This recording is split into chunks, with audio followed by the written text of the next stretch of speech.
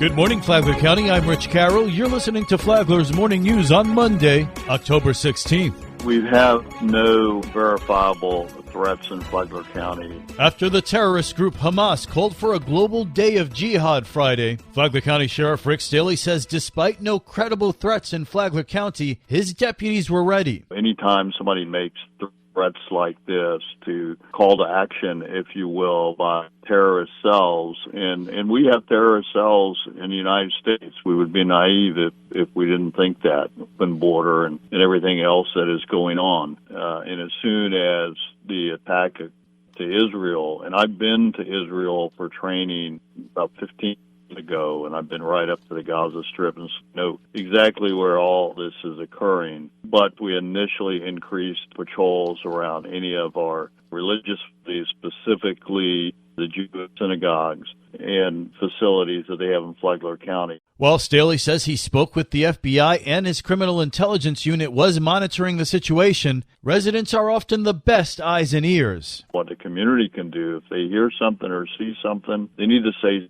something close so we can vet it. We take every tip seriously, and Hamas has been around, Hezbollah has been around, and it's time to crush them because they are, like everybody's saying, ISIS-related group. You can see that with the tactics, beheadings, and so forth. Governor Ron DeSantis has declared an emergency in response to the war between Israel and Hamas. The declaration allows the Florida Division of Emergency Management to transport supplies to Israel and take steps to bring Floridians in the region home. This local news is a service of Flagler County's Toyota dealer, Beaver Toyota, US 1 St. Augustine, here to wow you. On the heels of a rising number of unlicensed solicitors going door-to-door in Palm Coast, the city is updating solicitation requirements and amending the application process to obtain a license. Councilwoman Teresa Pontieri asked at a recent workshop, "Can we add crimes, anything that involve the crime of violence? Because in the safety of our residents, anything involving assault, battery, domestic violence, sexual assault, because that's not included, and that's kind of a big deal to me for people going door-to-door." Others on council, including the mayor, chimed in saying it's a good question. City Attorney Nasa Borkert says she'll have to do more research. I'm going to have to take a look at it. We modeled what we're doing by the state statute with the idea that we should be in a pretty good legal position to be able to effectively issue and enforce these licenses. So those grounds, those criteria, straight out of the Florida statutes. We had to obviously modify other things. But she cautioned, we're just potentially getting on a slippery slope. Because then if we have something that happened 20 years ago, we're trying to take the discretion to somewhat out of it by putting these criteria in. But I can definitely look to see if there's a guide on specific crimes that maybe other clerks have used. Vice Mayor Ed Danko supports adding a provision of this nature. You said slippery slope, and I understand that. But I would think preventing certain types of folks convicted of the types of crimes we are talking about would be worth getting on that slippery slope. I would not want a child molester knocking on people's door or sex offender or anything of that nature. If we had to go to court and fight that battle, I think it's a battle we would be prepared to go fight. It's unclear when council might vote on an update to the code. From the WNZF Newsroom, I'm Amy Cherry.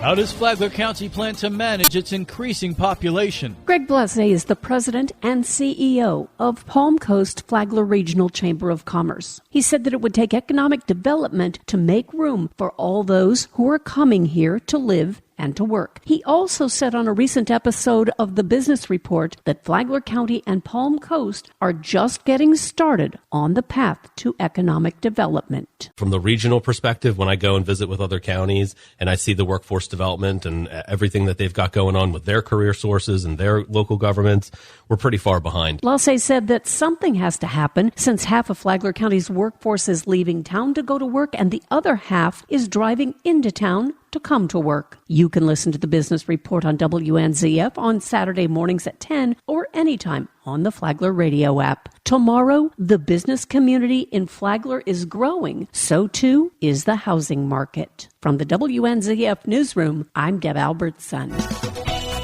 And now you're up to date on Flagler's Morning News. I'm Rich Carroll.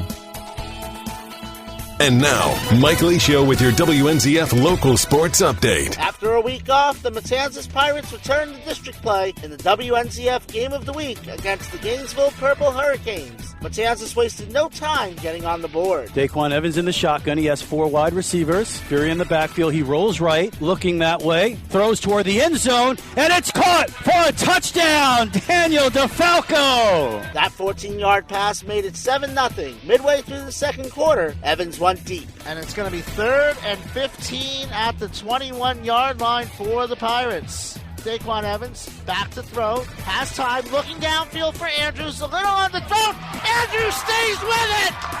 He's gone. 10, 5, touchdown. 79 yards.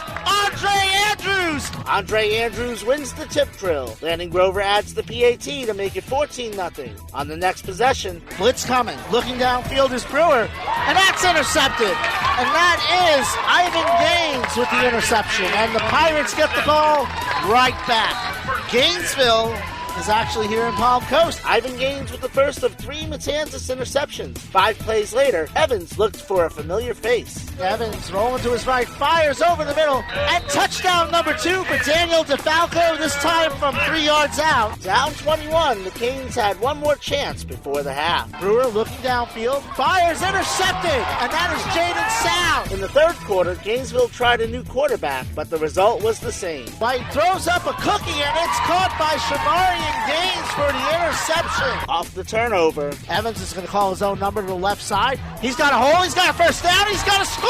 That 16-yard run made it 28-0. Off a Jordan Theusvale fumble recovery, Evans dropped back once more. Evans in the shotgun. At the 6, takes the snap, play action.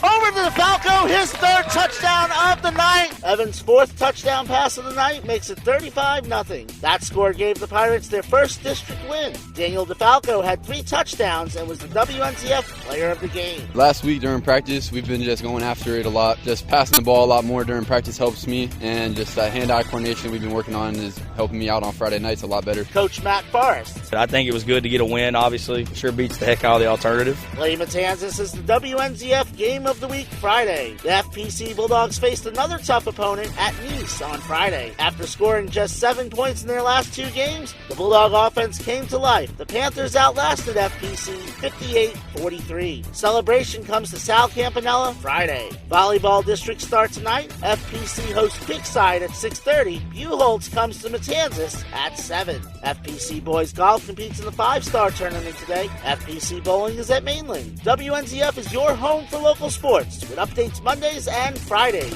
From the Sports Desk, I'm Mike Licio.